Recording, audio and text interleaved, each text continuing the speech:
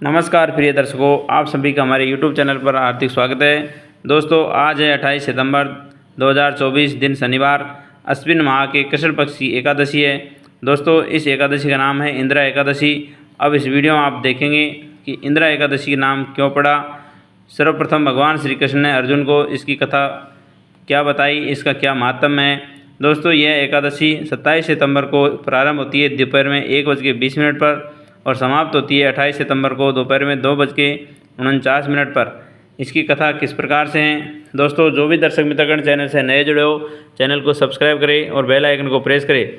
भगवान श्री कृष्ण की भक्तिभाव विहीन होकर अर्जुन ने कहा, हे प्रभु, अब आप कृपा करके अश्विन माह के कृष्ण पक्ष की एकादशी की कथा कहिए।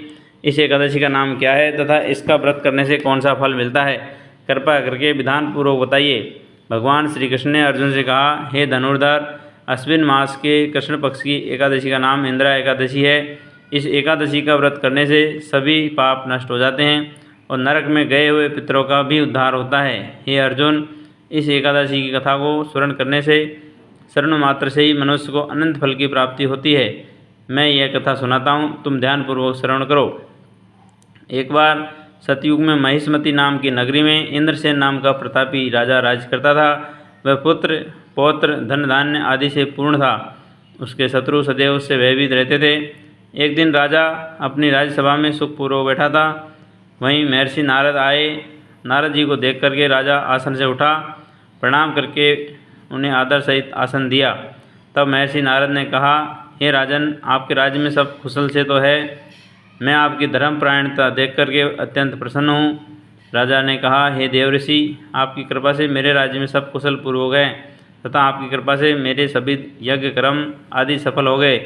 हे महर्षि, अब आप कृपा करके यह बताइए कि आपका यहाँ आगमन किस प्रयोजन से हुआ है, मैं आपकी क्या सेवा करूँ। महर्षि नारद ने कहा, हे नरपोत्तम, मुझे एक महान विस्मय हो रहा है कि एक बार मैं जब ब्रह्मलोक में से यमलोक को गया, तब मैंने यमराज की सभा में तुम्हारे पिता को बैठे देखा। तुम्हारे पिता महान ज्ञानी, दानी तथा धर्मात्मा थे, मगर एकादशी के व्रत के बिगड़ जाने के कारण वे यमलोक को गए। तुम्हारे पिता ने तुम्हारे लिए एक संदेश भेजा है। राजा ने उत्सुकतापूर्वक पूछा कि क्या संदेश है। दोस्तों, महर्षि ने यथाशीघ्र ही महाराज को ये बताया, राजन, तुम्हारे पिता ने कहा है कि महर्षि, आप मेरे पुत्र को, जो कि इंद्रसेन नाम का राजा है महिष्मती नगरी का, उनके पास जाकर के संदेश देने की कृपा करें कि मेरे किसी पूर्व जन्म के बुरे कर्म के कारण ही मुझे यह लोक मिला है। यदि मेरा पुत्र आश्विन मास के कृष्ण पक्ष की इंदिरा एकादशी का व्रत करे और उस व्रत के फल को मुझे दे दे तो मेरी मुक्ति हो जाएगी। मैं भी इस लोक से छूटकर स्वर्गलोक को वास करूँगा। इंद्रसेन को अपने पिता की यमलोक में पड़े होने की बात सुनकर के महान दुख हुआ और उसने नारद से कहा, हे नारद जी, यह तो बड़े दुख का समाचार है। मेरे पिता यमलोक में पड़े हैं, मैं उनकी मुक्ति का उपाय अवश्य करूँगा। आप मुझे इंदिरा एकादशी का व्रत का विधान बताने की कृपा करें। नारद ने कहा, हे राजन, अश्विन माह के कृष्ण पक्ष की दशमी के दिन प्रातःकाल श्रद्धापूर्वक स्नान करना चाहिए। इसके उपरांत दोपहर को भी स्नान करना चाहिए। उस समय जल से निकलकर श्रद्धापूर्वक पितरों को श्राद्ध करें। उस समय भोजन करें, एक समय भोजन करें और रात्रि को पृथ्वी पर शयन करें। इसके दूसरे दिन अर्थात एकादशी के दिन नित्य कर्मों से निवृत्त होकर स्नान आदि के उपरांत भक्ति पूर्वक व्रत को धारण करें और इस प्रकार संकल्प करें कि मैं आज निराहार रहूँगा और सभी भोगों को त्याग करूँगा। इसके उपरांत अगले दिन भोजन करूँगा।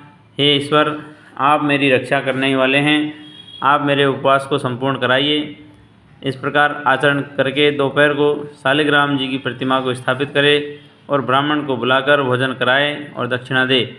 भोजन का कुछ हिस्सा गाय को अवश्य दे दे। भगवान विष्णु का धूप नैवेद्य आदि से पूजन करें तथा रात्रि को जागरण करें। तदुपरांत द्वादशी के दिन मौन रहकर बंधु बांधवों सहित भोजन करें।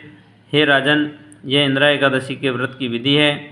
यदि तुम आलस्य से त्याग कर इस एकादशी के व्रत को करोगे तो तुम्हारे पिता अवश्य स्वर्ग के अधिकारी बन जाएंगे। नारद जी राजा को सब विधान समझाकर अंतर्ध्यान हो गए। राजा ने एक इंदिरा एकादशी के आने पर उसका विधान पूर्वक व्रत किया। बंधु बांधवों सहित इस व्रत के करने से आकाश से पुष्पों की वर्षा हुई और राजा के पिता यमलोक से रथ पर सवार होकर के स्वर्ग में चले गए। इस एकादशी के प्रभाव से राजा इंद्रसेन भी इहलोक में सुख भोगकर अंत में स्वर्ग लोक को गए।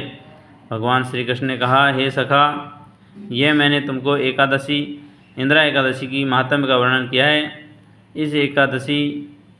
इस कथा को पढ़ने से तथा सुनने मात्र से सभी पापों का शमन होता है। अंत में मनुष्य स्वर्गलोक को अधिकारी बन जाता है। कथा का सार, मनुष्य जो भी प्रण करे उसे चाहिए कि वह उसको तन मन धन से पूरा करे। किसी भी कार्य का प्रण करके उसे तोड़ना नहीं चाहिए।